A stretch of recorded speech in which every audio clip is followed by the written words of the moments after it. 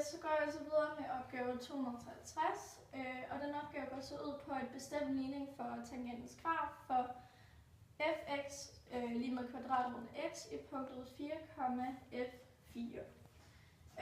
Så ja, jeg vælger så at gøre brug af formen, som kommer til at se således ud. F er det mærke af x lige med 1 over 2 kvadratroden af x. Og det jeg så gør nu, det er bare at indsætte de kendte værdier. Så det bliver sådan her.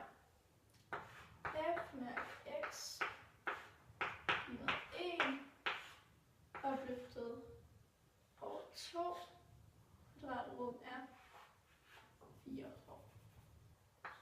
Det har vi fået at vide, ja, 4 år.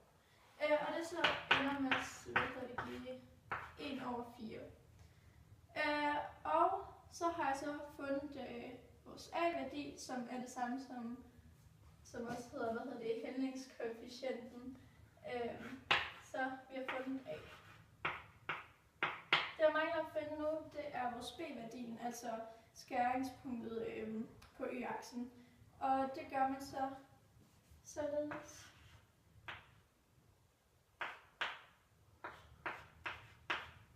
Så man siger 2 lige med en fjerdedel gange 4 plus b, som så går hen og bliver b lige med 2 minus en fjerdedel gange 4 lige med 1. Så nu har vi fundet vores b-værdi. Skæringspunktet på y-aksen. Ja. Så nu kender jeg jo både a og b, og derfor ender tangentens ligning så med at se sådan her ud. Y lige nu en fjerde x plus 1. Yes. Det var så den opgave. Vis tangentens ligning, som jeg har valgt at kalde y lige nu f mærke x0 gange x minus x0 plus f x0. Så det jeg starter med at gøre, det er bare at tegne en helt tilfældig graf. Den kan gå sådan her. Og så sætter jeg bare et punkt, som jeg kan få x0. Det jeg så gør, det er at gå lodret op, indtil jeg rammer grafen, og vandret hen til at ramme y-aksen. Og så har vi et punkt her, der hedder fx0. Så har vi ligesom fundet et punkt, altså det her, som så bliver kaldt for x0, fx0. Det er punktet. Så det jeg gør nu, det er at prøve at tegne en tangent gennem punktet. Virkelig så præcis. Sådan der. Det er så vores tangent, som går gennem punktet x0, fx0. Det jeg så skal gøre nu, det er at finde tangenthældningen. Det gør man så ved at gå 1 ud og a op. Så går vi lige til. Men vi kender så allerede til vores tangenthældning, som er f mærke af x0. Yes. Så for at jeg kan komme videre med beviset, så skal jeg gøre brug af de lineære funktionens formel, som skal lige herovre. Y af x plus b. Yes. Og det kommer så til at stå sådan her på min måde. Y lige med at gange x plus b. Yes. Yeah. Så jeg mangler jo at finde bt, og jeg kender i forvejen til min tangenthældning, som er f mærke x0 og vores x og et punkt. Så for at finde bt, så indsætter jeg først de kendte værdier ind i formlen. Så der kommer til at stå f x0, lige med f mærke x0, gange med x plus bt. For at kunne finde bt, så bliver vi jo nødt til at isolere, og det gør man så ved at gøre sådan her. F x0 minus f mærke x0 gange x0 minus bt. Så hele den her lange smøre her, det er vores BT. Så vi kender vores AT og vores BT nu. Og det vi så bare mangler at gøre, det er at indsætte det i vores, de lineære funktioners form. Så der kommer til at stå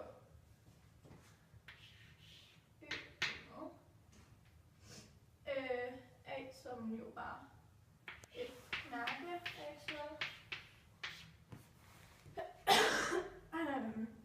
gange med vores x, og det plusser vi så med hele den her lange smørelse over vores b, f x0 minus f x0 gange x0. Der skulle ikke være det præcis der. Så yes.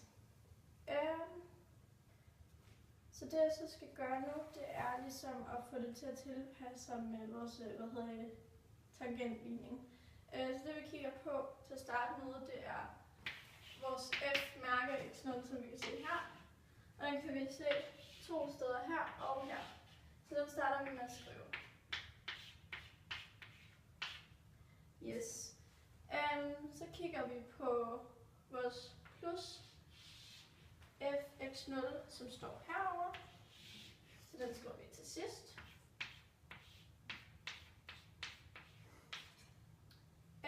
Og så det vi har tilbage, det er vores gange, ligesom her, gange x minus x0.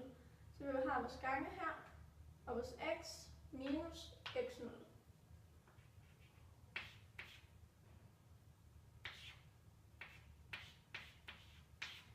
Yes, så har jeg bevist tangentens ligning. Ja, så det sidste jeg skal gøre, det er at bevise, at vinklen mellem tangent og vandret, står der, er a lige med tan minus 1, f-mærke x0.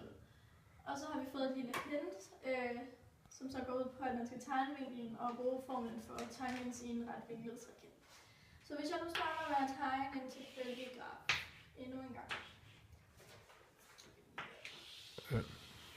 Godt nok.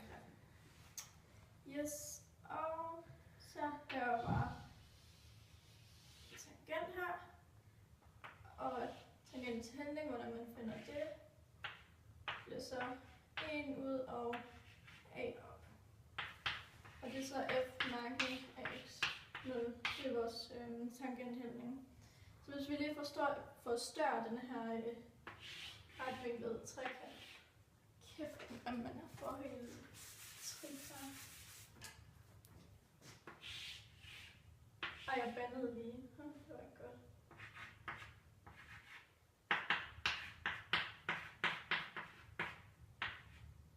Den er ret vinklet, fordi der er en firkant her.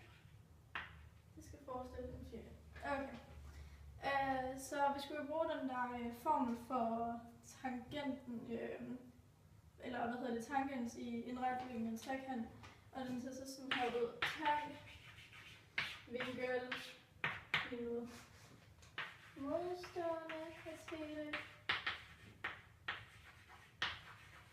på det katete divideret med plus liggende